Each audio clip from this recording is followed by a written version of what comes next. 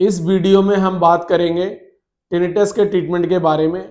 Tinnitus क्या होता है और इसके क्या कारण होते हैं, इसके बारे में ऑलरेडी हमने एक वीडियो बना रखा है जिसका लिंक डिस्क्रिप्शन बॉक्स में दे दिया गया है। यहाँ पर मैं ये बताना चाहूँगा, टिनिटस के ट्रीटमेंट में फार्माकोथेरेपी से ज़्यादा काउंसलिंग और साइकोथेरेपी का रोल होता है।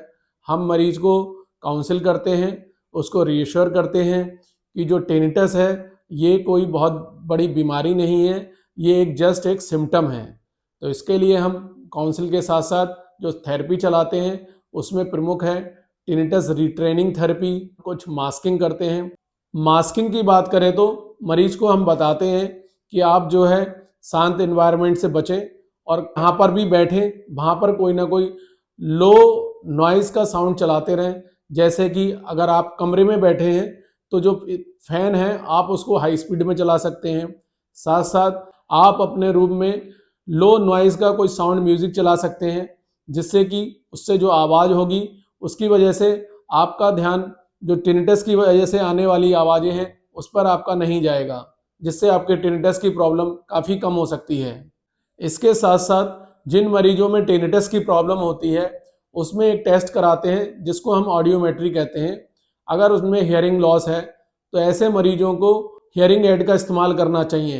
हियरिंग एड का इस्तेमाल करने से मरीजों में सुनने की क्षमता बेहतर हो जाती है, साथ साथ टिनिटस की भी प्रॉब्लम कम हो जाती है। इसके अलावा टिनिटस में हम टिनिटस रिट्रेनिंग थेरेपी देते हैं। इस थेरेपी में मरीजों को काउंसलिंग के साथ साथ low sound broadband noise 8 hours तक मिनिमम देते हैं।